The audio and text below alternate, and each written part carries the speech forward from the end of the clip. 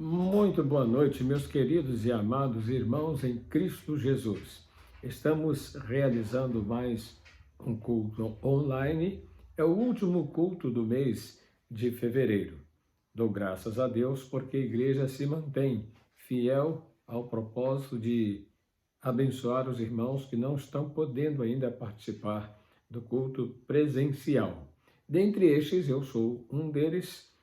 Não é só estou indo à igreja uma vez no mês, no primeiro ou segundo domingo do mês, para a realização ou de culto administrativo ou para a celebração da ceia do Senhor.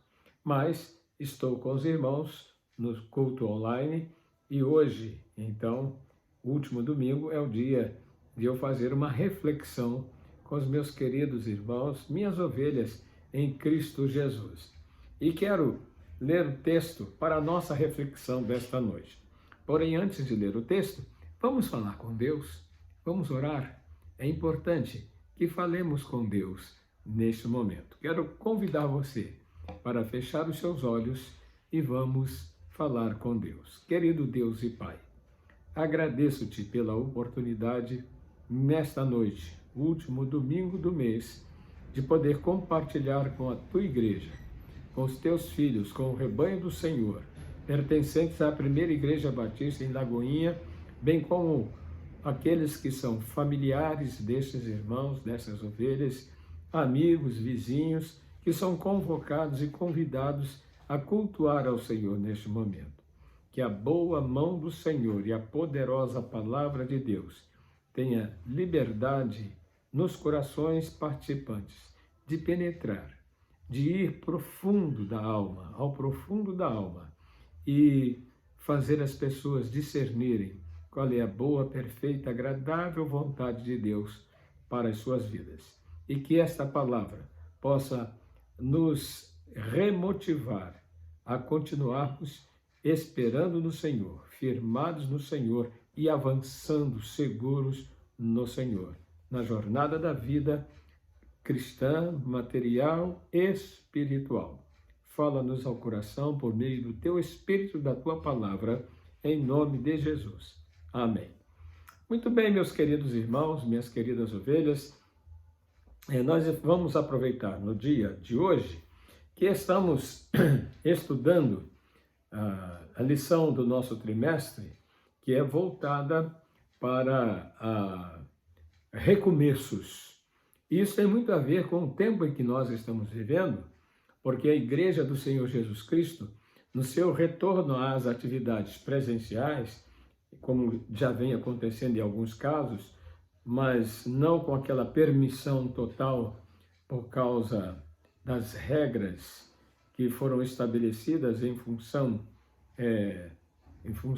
da pandemia, os protocolos que o governo decretou, e todos estão seguindo esses protocolos, e apesar disto, ainda tem havido muitas mortes no nosso país, tem havido muitas mortes no nosso estado, tem havido mortes também diariamente em nosso município, e a gente sente que Deus, que está no controle de todas as coisas e que permite também para nos fazer refletir e nos aproximarmos e voltarmos para Ele, também é o Deus que aproveita o momento para chamar à glória os seus servos fiéis e também para a prestação de contas todo ser humano que está partindo por causa da pandemia, quer pela permissão de Deus de chamá-los e convocá-los, ou pelo descuido e se deixarem contaminar dentro desta onda avassaladora de pandemia. Não sabemos as causas, não iremos questionar isto, mas sabemos que tudo está no controle de Deus. E tudo acontece com a permissão do Deus eterno. Mas estamos estudando sobre esses recomeços na Escola Bíblica Dominical. O recomeço da vida, o recomeço das nossas jornadas, das nossas atividades, é uma necessidade, porque quando enfrentamos as batalhas, quando enfrentamos as lutas, quando enfrentamos os problemas, eles nos atropelam, eles nos fazem parar naquilo que estamos fazendo, nos fazem avaliar ou reavaliar o rumo que estamos seguindo, os obstáculos que estamos enfrentando e as dificuldades pelas quais passamos. E então, nesta reavaliação, nós precisamos nos reposicionar, precisamos renovar as nossas forças, talvez modificar um pouco as nossas estratégias, e aí sim, prosseguimos a jornada na certeza de que a boa mão de Deus nunca nos abandonou e nunca nos deixou sozinhos. Então eu quero ler no livro de Neemias, porque nossas lições estão fundamentadas em Esdras e Neemias, na saída do povo, no retorno do povo a Jerusalém, a Judá, povo que tinha sido levado ao exílio, cativo, e como consequência e permissão de Deus, por causa da desobediência e o afastamento da palavra de Deus.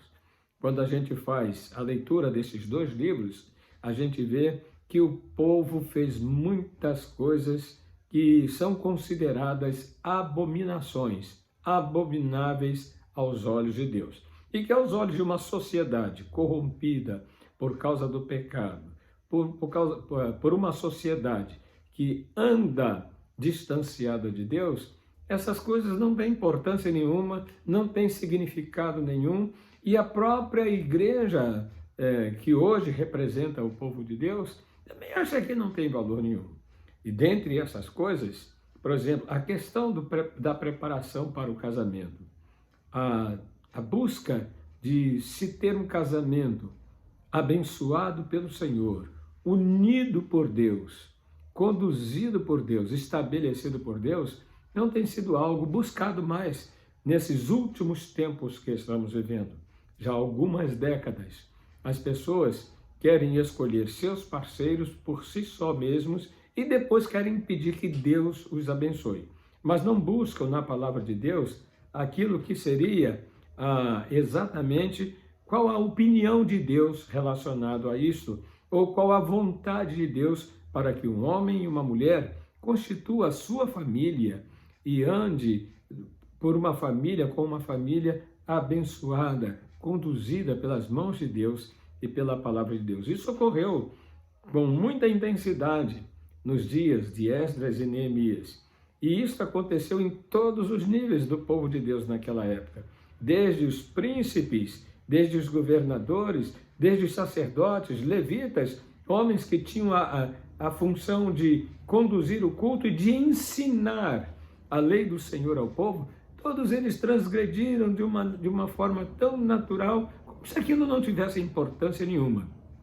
E se afastaram da palavra de Deus, se afastaram também da presença de Deus e começaram a viver segundo os seus entendimentos e as suas interpretações da palavra de Deus.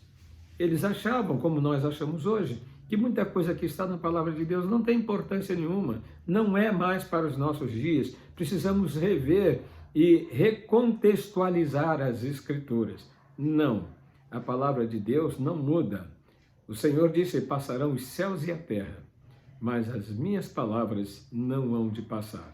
A palavra de Deus, ela é fiel, ela é permanente. A palavra de Deus é imutável, ou seja, não muda. O que Deus falou é exatamente assim. Ele quer que façamos e que Ele cobrará de nós a fidelidade ou não ao cumprimento da sua palavra. Então, quando o povo estava de volta do cativeiro e começaram a reconstrução da cidade, 3 etapas foram feitas ali, interessantíssimas, para que acontecesse a reconstrução de Jerusalém e o povo pudesse voltar a se reunir.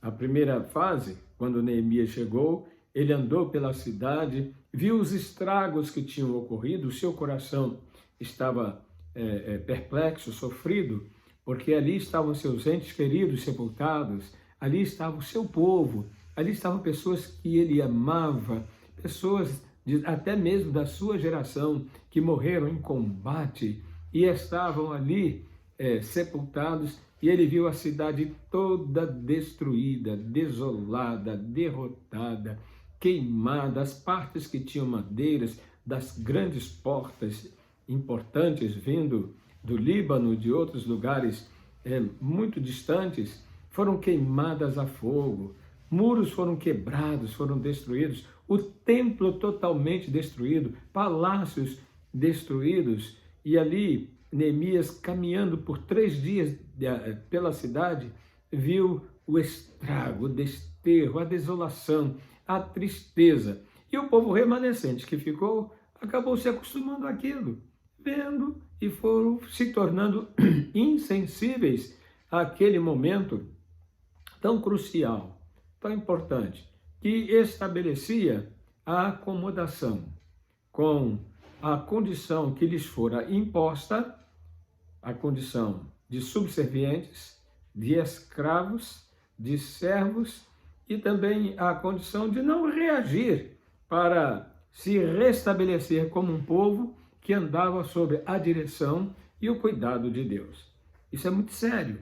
As atitudes que nós tomamos quando nós, como Igreja do Senhor Jesus, precisamos avaliar se estamos andando dentro do propósito de Deus, dentro da vontade de Deus, e estamos andando na palavra de Deus, conduzidos e orientados pela palavra de Deus. Então, Neemias começou a reconstrução, e eles começaram a reconstruir o altar para oferecer os sacrifícios a Deus, como preparação, confiança e dependência do Senhor, para a conquista, propriamente dito, a volta e com domínio daquele território que um dia lhes fora dada como promessa pelo Senhor. E uma promessa permanente para sempre. O povo de Deus é dono de Israel.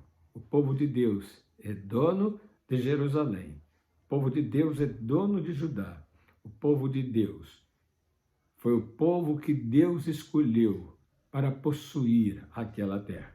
Por isso há muitas brigas, porque povos e nações querem conquistá-la. Já conquistaram, já dominaram, já colocaram subserviências muito graves, fazendo o povo sofrer intensamente, grandemente, até exaurir as suas forças e cair prostrado por não resistir. Mas isso tudo para manter o povo cativo. Agora vai Neemias até lá. E ele vem com uma mensagem de que a boa mão de Deus preparou aquele tempo, preparou a sua vida, e que Deus usou o rei para poder permitir que ele fosse iniciar a reconstrução de tudo aquilo ali. Ora, Neemias, ele tinha consciência de que a própria decisão do rei de que ele pudesse voltar à sua terra, ele era um funcionário, ele era um escravo que tinha como serviço escolher a bebida que o rei ia beber, e ele era aquele copeiro que tinha que experimentar a bebida para ver se não estava envenenada. Ele escolhia os melhores vinhos e ainda provava antes de ser levado e entregue ao rei. E era ele mesmo próprio quem servia.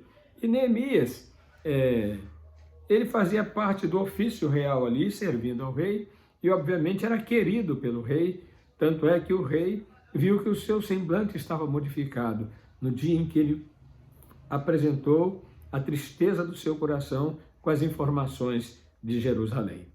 Então o rei, tocado pela ação de Neemias, deu a ele liberdade de voltar até lá, com prazo estabelecido, mas voltar até lá e recomeçar a construção.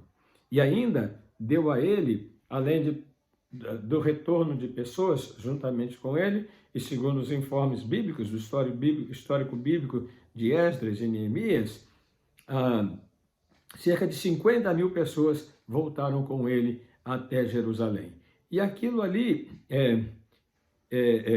Neemias entendeu que era a boa mão do Senhor conduzindo até aquele momento tão simples, e até de preocupação, mas que Deus usou o semblante dele, preocupado, descaído, para mover o coração do rei e abrir as portas para a realização da reconstrução do templo. Significa que Deus está no controle de tudo e de todas as coisas.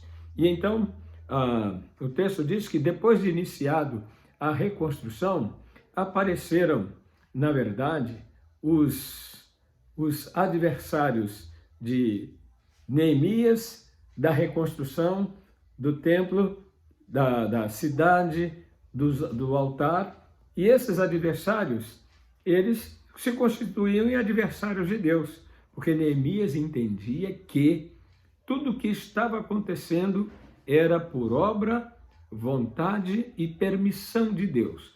Tanto o desterro, tanto o exílio, tanto a dor, tanto o sofrimento, tanto as perdas, como também o retorno e a abertura de oportunidades e de portas e de recursos para recomeçar a reconstrução de Jerusalém, da casa de Deus e dos muros de fortalecimento de Jerusalém e, consequentemente, também como proteção terrena e humana contra os ataques inimigos, até mesmo do templo, mas sabendo que era Deus quem estava cuidando de tudo. E aí, o texto diz, no capítulo 2 de Neemias, versos 19 e 20, o que ouvindo Sambalate, o Honorita, e Tobias, o servo amonita, e Gesem, o árabe, eles ouviram? Ouviram que eles estavam reconstruindo. E por saberem que Neemias era um copeiro, eles não viam nele qualificação para fazer a reconstrução. Interessante, não é? Deus usa as coisas simples para confundir os sábios, os poderosos. Deus usa a simplicidade de um homem para fazer aquilo que humanamente seria impossível pela qualificação dele a fazê-lo. E eles zombaram de nós e desprezaram-nos e disseram: que é isto que fazeis? Quereis rebelar-vos contra o rei? A visão de Sambalate, Tobias e Gesem é que o que eles estavam fazendo era uma rebelião, era uma rebeldia contra o rei que os havia derrotado e que os havia escravizado. Mas não entendia ele que o Rei dos Reis estava por trás de tudo isso, e quem conduziu, tocou, usou o coração e a mente do rei que dominava naquela época a liberar Neemias para a reconstrução e reunificação de todo o povo de Israel, tanto Neemias quanto Esdras. E esses homens, parte deles, desses três, tinham conhecimento de Deus. Até os seus nomes têm algum significado relacionado a Deus. Só que eles tinham se afastado e distanciado. E agora eles governavam regiões próximas de Jerusalém e se constituíram num adversário porque eles queriam apenas a bondade, o beneplácito e o apoio do rei dominante. Para eles, eles tinham que satisfazer a vontade do rei terreno. E então eles foram lá confrontar, porque Jerusalém agora não tinha um líder que pudesse conduzi-los dentro da direção de Deus.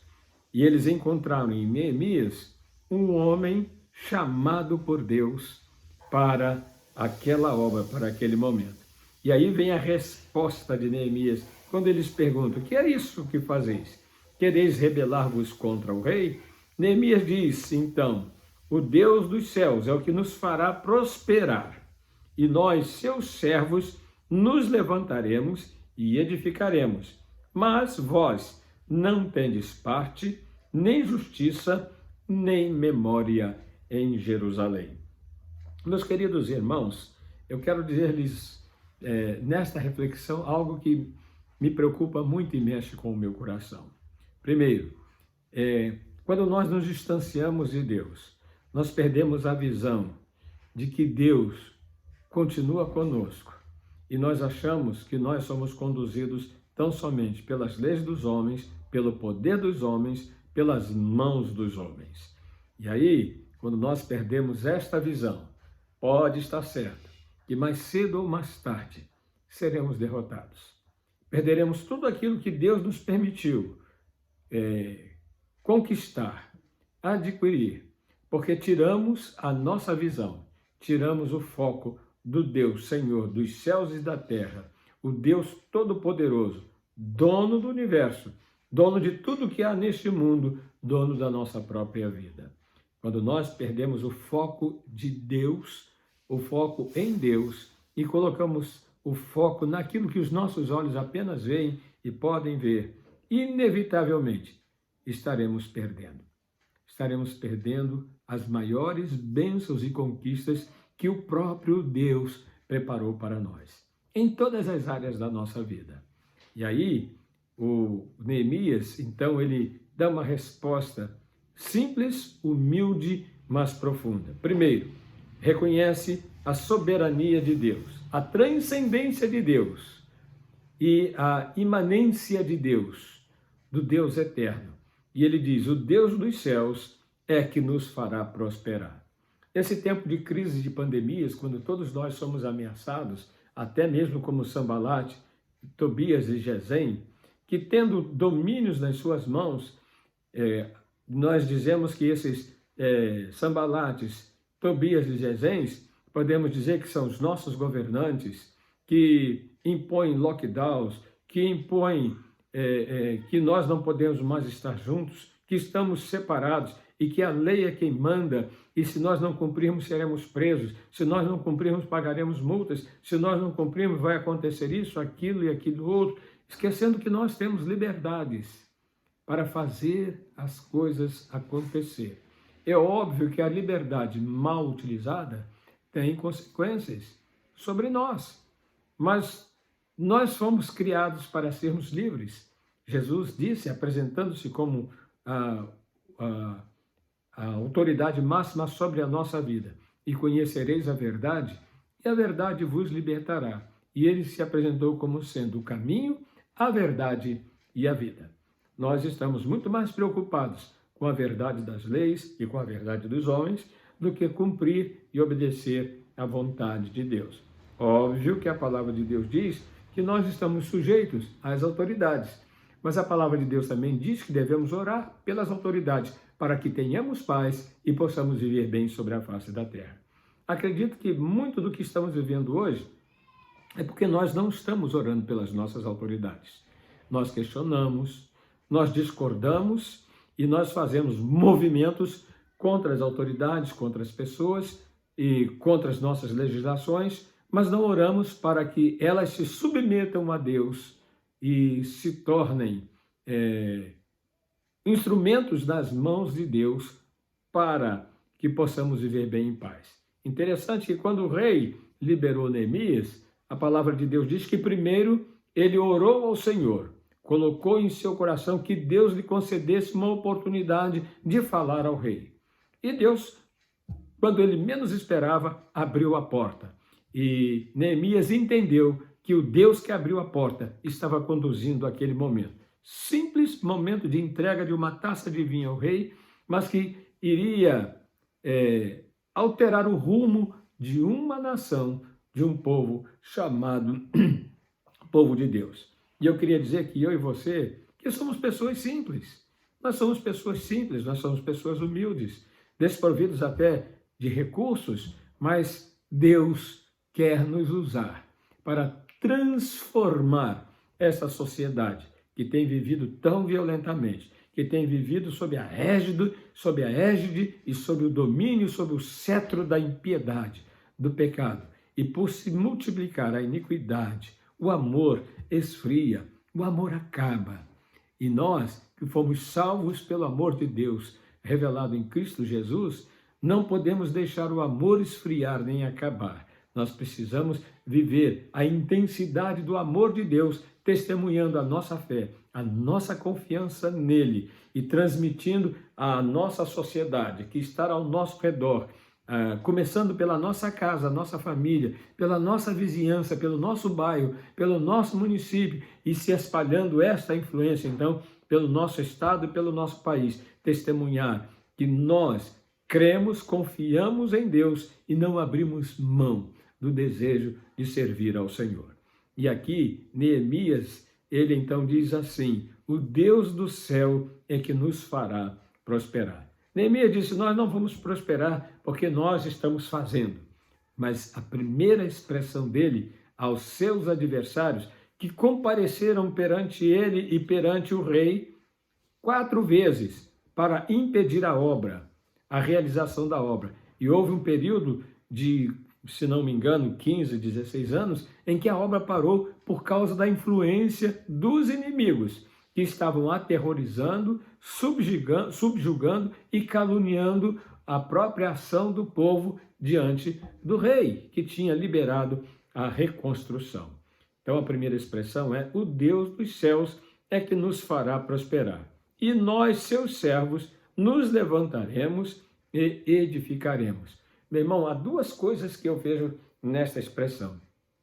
Nós, como igreja de Jesus Cristo, como seus servos, sabendo que Deus vai fazer a sua igreja prosperar e triunfar aqui na terra, precisamos nos levantar e edificar e reconstruir e construir a obra de Deus que está sendo interrompida através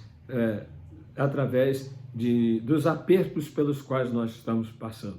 E precisamos levantar como? E precisamos iniciar a reedificação ou a edificação de que maneira? Primeiro, como Neemias fez, vamos orar, vamos buscar a face de Deus. Vamos pedir a Deus que nos abra portas e oportunidades para que se nos ofereça a ocasião de podermos fazer isto. E também nos apresentarmos a Deus e a qualquer situação em que nós estamos prontos. Vamos nos levantar, não vamos ficar passivos, de braços cruzados, de pernas cruzadas, esperando que tudo aconteça e nós não nos dispomos a fazer nada. A primeira disposição é saber que Deus está conosco e nos fará prosperar. Deus fará esta geração prosperar. Deus já está nos usando, irmãos.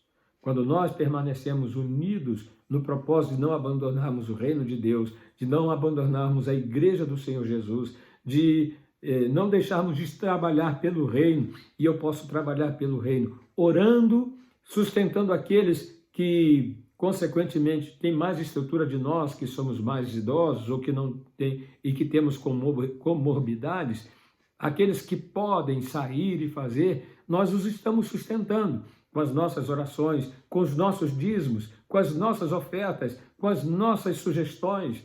Nós estamos nos mantendo presentes, de mãos dadas, sustentando, segurando as cordas para que a obra não pare e a obra não caia. Sabe? Quando eu e você só ficamos em casa, achando que agora só estamos esperando, e não fazemos nada, não oramos, não colocamos projetos diante de Deus, não enviamos uma palavra de apoio, não comparecemos diante do nosso grupo. Eu vejo às vezes pessoas que saem do grupo da igreja. Gente, sai do grupo. É hora do grupo estar cada vez mais fortalecido e mais irmãos entrarem no grupo e se apresentarem para oração, para participação, para comunhão, para a unidade. É isso que Deus espera de nós. É isso que Deus espera de nós, os mais idosos. É isso que Deus espera daqueles que têm força e saúde para trabalhar. É isso que Deus espera dos jovens. É isso que Deus espera dos adolescentes. É isso que Deus espera da nossa igreja. É isso que Deus espera de nós, família do Senhor, o seu povo. Que nós nos apresentemos. Foi isto que Neemias fez. Foi isso que ele disse. O Deus dos céus nos fará prosperar e nós, seus servos, nos levantaremos e edificaremos. Vamos começar essa reconstrução, esse retorno às ações de Deus nos apresentando ao Senhor, nos apresentando na oração, na leitura da Bíblia, no entusiasmo, enviando palavras de ânimo, de conforto, de coragem, dando os parabéns aos irmãos que estão podendo fazer.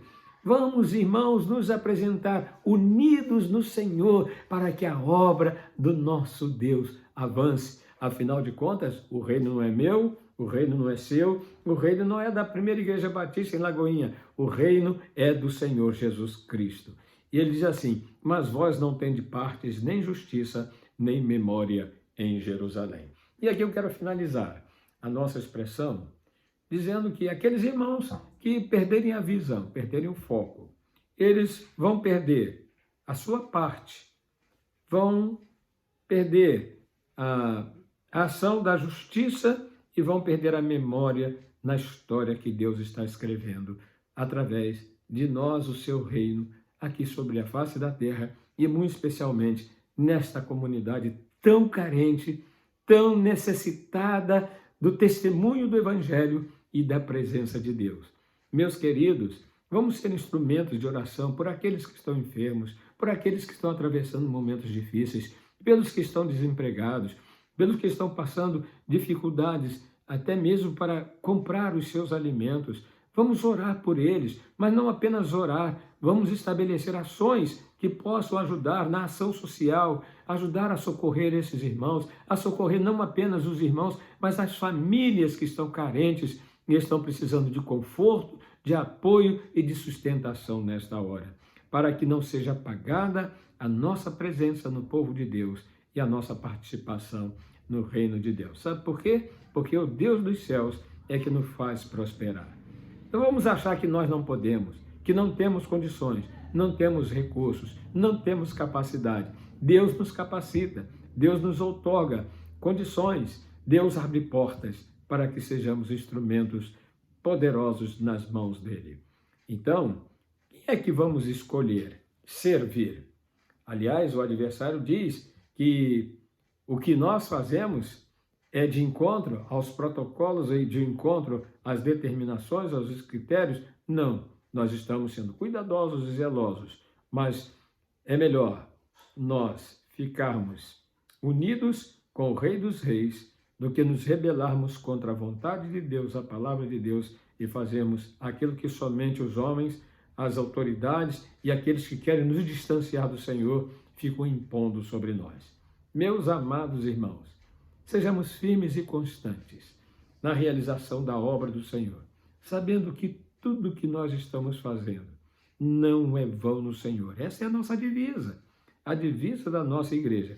E quando nós assim procedemos, então o Senhor, conforme disse Neemias, nos fará prosperar. Há muita obra para ser feita no reino de Deus, na casa de Deus, na comunidade que pertence, a qual estamos inseridos, chamado Lagoinha, para que o nome de Deus seja exaltado, glorificado e triunfante neste lugar. Que Deus nos abençoe. Vamos orar, vamos falar com Deus neste momento. Querido Deus e Pai, que este momento seja um momento em que teu nome seja exaltado e glorificado, e que a tua palavra venha despertar a nossa consciência de que precisamos trabalhar para o Senhor.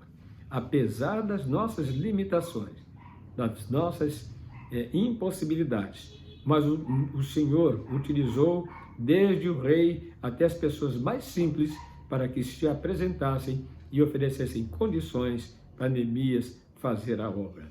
Senhor, há um povo sofrido e carente em Lagoinha, em São Gonçalo, no estado do Rio, no Brasil e no mundo. E a tua igreja pode ser este agente para abençoar as pessoas sofrendo, carentes, que estão sem alimentação, que estão perdendo seus entes queridos, que estão se sentindo sozinhas, estão se sentindo desamparadas, e nós temos o maior amparo que é o Senhor.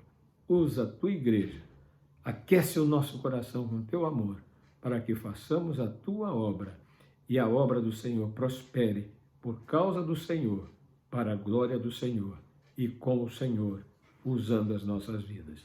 Abençoa cada lar, cada família, guarda, protege, em nome de Jesus. Amém. Que Deus te abençoe. Que Deus lhe conceda uma noite de paz, um sono tranquilo e reparador, e refaça as suas posições e acelere e aumente o seu desejo de servir ao Senhor. Deus abençoe e tenha uma boa noite.